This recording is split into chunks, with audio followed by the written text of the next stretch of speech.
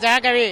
ఆయన జీవితంలో పడినటువంటి సంఘర్షణలతోనూ జీవిత సమస్యలపైన మానవాళిపైనటువంటి లోక కళ్యాణం కోసం అనేకమైనటువంటి శతక మాధుర్యముతో అవి జీవితాన్ని అన్వయించి జీవితంలో ఎదురయ్యే ఎన్నో సమస్యలకు పరిష్కార మార్గాలను వేమన శతకం ద్వారా సమాజానికి హితవు పలికినటువంటి ప్రజాకవి.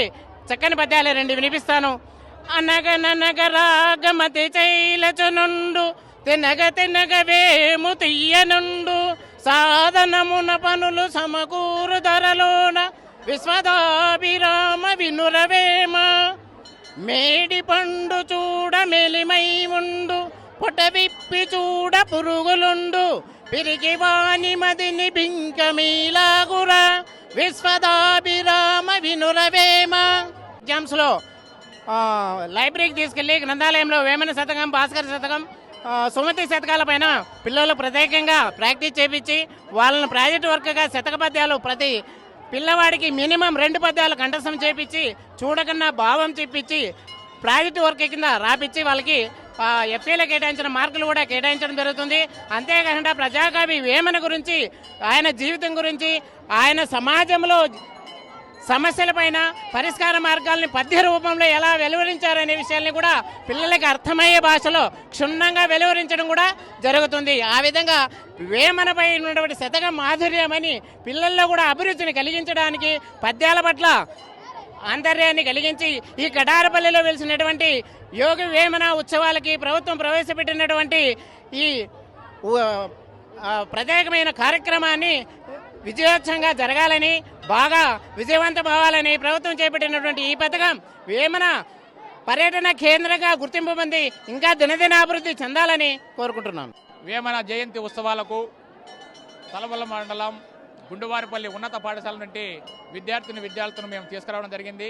ఇక్కడ ఉన్నటువంటి వేమన సమాధి దర్శించుకొని ఇక్కడ దేవాలయంలో ఉన్నటువంటి పద్యాలన్నింటినీ పిల్లలకు పరిచయం చేస్తూ ఈ జయంతి ఉత్సవాలను ఒకసారి పిల్లలకు చూపించాలనేటువంటి ఉద్దేశంతో మన కదిరి ఎమ్మెల్యే గారు కందుకుంట వెంకటప్రసాద్ గారు మాకందరికీ బస్సులు అరేంజ్ చేశారు.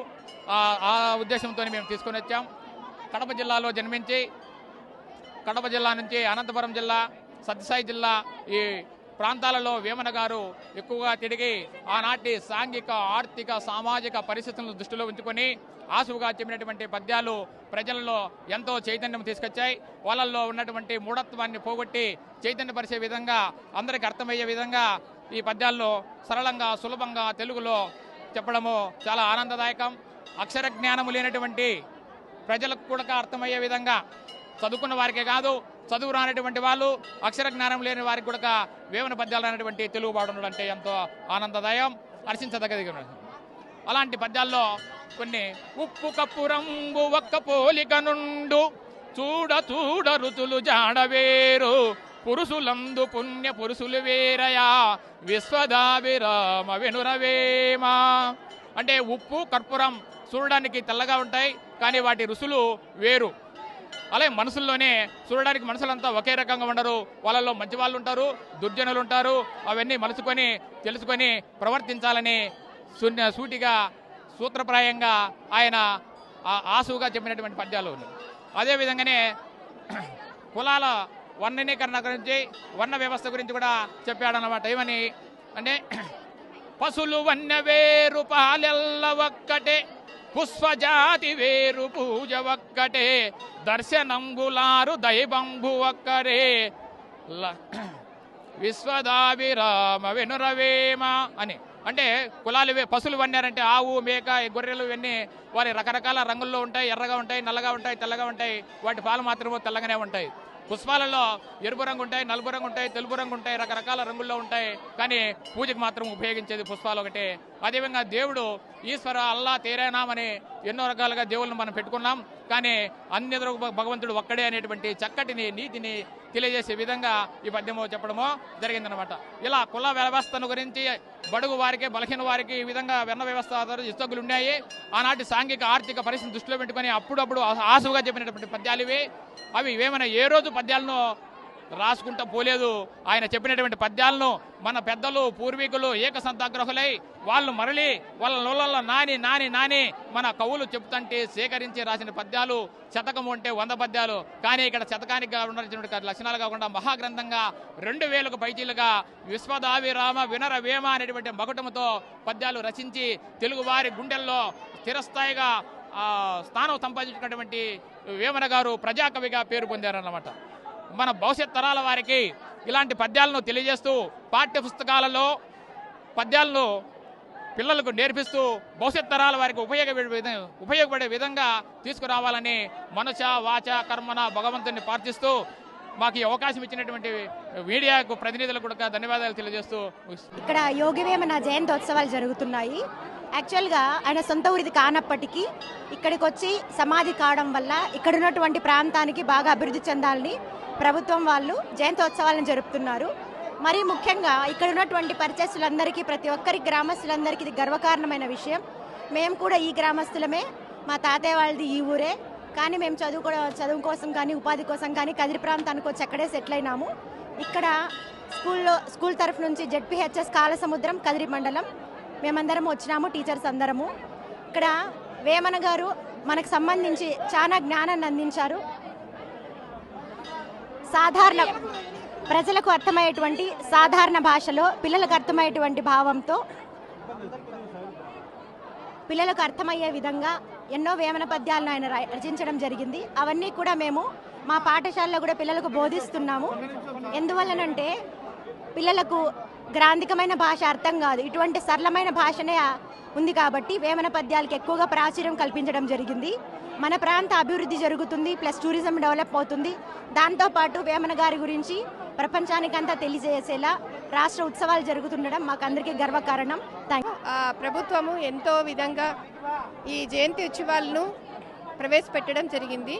మేము జెడ్పీహెచ్ఎస్ స్కూల్ కాలసముద్రం నుంచి ఉన్నత పాఠశాల నుంచి ఇక్కడికి రావడం జరిగింది. మేము మా టీచర్స్ అందరూ కూడా ఈ జయంతి ఉత్సవాల్లో పాల్గొనడం జరిగింది. మాది ఇక్కడే దగ్గర ద్వారణాల. మా ఊరికి ఇంతమంది రావడం, ఇంత జయంతి ఉత్సవాలు చేసుకోవడం చాలా సంతోషంగా ఉంది. వేమన చాలా మనకి ప్రపంచానికి ఎంతో జ్ఞానాన్ని అందించాడు.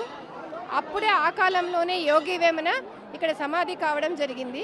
ఇక్కడ చూస్తున్న పక్కన ఉన్నదే యోగి వేమన సమాధి. అతను కడప జిల్లాలో జన్మించినా కూడా అక్కడి నుంచి ఇక్కడికి వచ్చి ఇక్కడ సమాధి కావడం మా అంత అదృష్టము. మేము చేసుకున్న పుణ్యము మా ఊరిలో ఇక్కడ సమాధి కావడం. ప్రపంచానికి ఎంతో జ్ఞానాన్ని ఇప్పుడున్న కంప్యూటర్ యుగంలో ఇప్పుడు కూడా ఇంత ఉత్సవాలు ఇంత జ్ఞానాన్ని అందించిన యోగి వేమనకు శతకోటి వందనాలు. నాకు చాలా సంతోషంగా ఉంది. మా ఊరికి వచ్చి ఇంతమంది పాల్గొనడము చాలా ఆనందంగా ఉంది. ఇట్లాంటి ఉత్సవాలు ప్రభుత్వం ఎన్నో చేయాలని మనస్ఫూర్తిగా కోరుకుంటూ ఉన్నాను. మెనీ థ్యాంక్స్ అందరికి. పలుకు ఆడంబరముగాను సజ్జనుండు పలుకు చెల్లగాను కంచు మోగినట్టు కనకమ్ము మ్రోగున విశ్వదాభిరామ వినురవేమ. ఇలాంటి నీతి పద్యాలు ఎన్నో ఉన్నాయి, మీరెన్నో తెలుసుకోవాలని మనస్ఫూర్తిగా కోరుకుంటున్నాను. ఈ పండు చూడు మేలిమయుండు పొట్ట విప్పి చూడు పురుగులుండు పిరికి వాణి మదిని బింకి మీలాగురా విశ్వదాభిరామ వినురవేమ. మా నాన్న కూడా ఒక టీచరు, ఫస్ట్ అపాయింట్మెంట్ కటార్పల్లి హై స్కూల్లో పనిచేయడం జరిగింది. ఆయన కూతురుగా ఇప్పుడు నేను కాలసముద్రంలో టీచర్గా పనిచేసి ఇక్కడికి రావడం జరిగింది. మా స్కూల్ తరఫున ఇంతగా అభివృద్ధి చేసినటువంటి ఇక్కడ పెద్దలకి, ఈ గ్రామానికి చెందిన గ్రామ ప్రజలు ఇంతమందిగా ఉత్సాహంగా పాల్గొని యువత కానీ ఇక్కడ వచ్చిన మీడియా వాళ్ళు కానీ అందరూ సహకరించినందుకు ధన్యవాదాలు తెలియజేస్తున్నాం సార్. చరిత్ర సృష్టించినోడు ఇప్పుడు ఆ చరిత్రని తిరగరాయబోతున్నాడు. అబద్ధాల గోడల్ని బద్దలు కొట్టి నిజాలను రాగా మీ ముందుంచబోతున్నాడు. నిజమైన వార్తల కోసం వెంటనే డౌన్లోడ్ చేసుకోండి రా యాప్ని.